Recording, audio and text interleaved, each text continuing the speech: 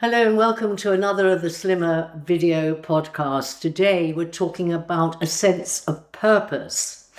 And this is really important for people who are on a weight loss program because your sense of purpose is probably altering in a number of ways as you change, as you lose weight. But certainly as we age, any of us, no matter what weight we are, we have to think hard about having a sense of purpose. You see, when we're younger and perhaps are full-time in a career, have children at home, have a partner to look after, all of those things, have to fit in visits to our mother. That I seem to remember that was, used to feature quite heavily for me. We really don't have to think about the sense of purpose because everything is purposeful and we feel useful all the time. I mean, sometimes we feel so useful we want to scream because we're really feeling rather too useful. You contrast that though when as you get older, children have left home, you're not working full-time perhaps, all sorts of changes have happened in your life, and it's so easy to lose a sense of purpose, to feel that you're not a very useful person anymore. That's not good for our mental health. We need to feel we're contributing, we're in the mix, we have a sense of purpose, and that we are useful to people.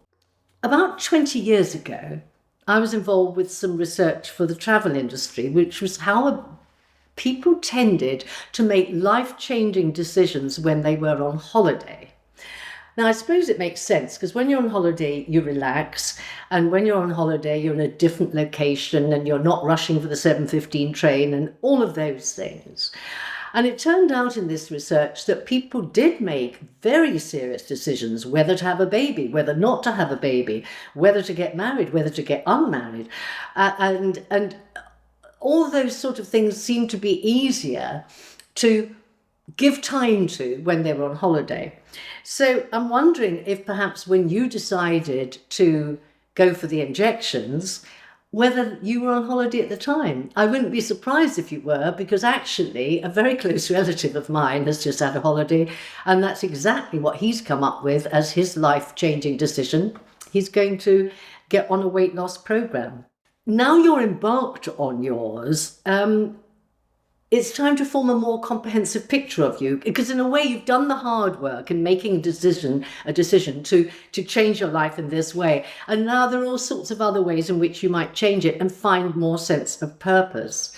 Now, perhaps you had a purpose in choosing to have one of these injections because you had type 2 diabetes, for example. In other words, you had a project in mind to get yourself fitter and healthier. As I say, that's the hardest bit. Now you're doing it. It's great to have goals. If your goal is now being kind of used up because you're dealing with that, you might want other goals. C.S. Lewis once said, "You're never too old to set another goal or dream another dream." And I think it'd be a good thing for you to remember this right now. See, for many years, maybe your first thought on waking was about food, wanting it, or hating yourself because you ate too much the day before, something of that kind. Possibly it was the last thought in your mind on the day too. But now you're thinking of food differently, and there's more headspace for you to think and find senses of purpose elsewhere. And it will be good if you do, because that's a very good mentally healthy thing to do. So in the last video, I asked you whether you were doing the stuff you thought you would do if you lost weight.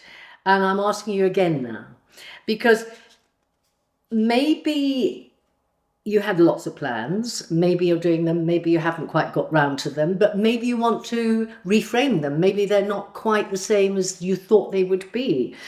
Reflect too on whether the world is treating you differently now that you are slimmer and fitter. Can you capitalize on this?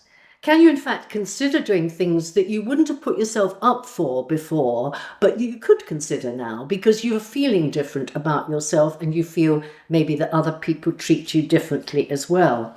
And maybe you wouldn't have had the energy or the inclination before, but now you find you have.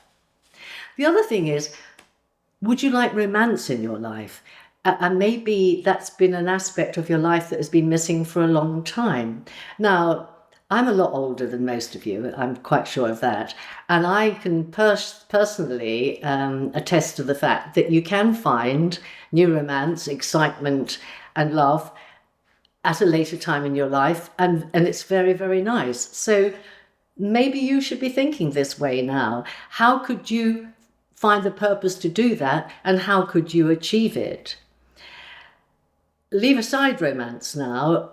Where else could your purpose be? Now, I'm looking out in my garden here. I get help with it because I'm not very good at it. But a lot of people find a huge sense of purpose in growing things, in making a garden beautiful, and maybe you're somebody like that. Other people have great skills, which I certainly lack, in making things. You know, if you're good at something like woodwork and you can make a table or a beautiful box, or if you can sew something or knit something or crochet something, these are wonderfully creative things to do and enormously satisfying. Maybe you could do more of those sort of things now and it would give you a purpose. Maybe you could even turn a hobby into a business.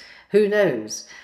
What about playing a musical instrument if you never have, or learning a new language? Something that speaks to your soul as well and even better than food now does. So you're doing your best with where you are. It will become easier if you find a real reason for your existence and feel purposeful and useful, and that you have potential. Now, the interesting thing is, even the oldest person alive can still have some potential and purpose. Remember the 2 P's, potential and purpose. Good luck with this. I'll see you another time.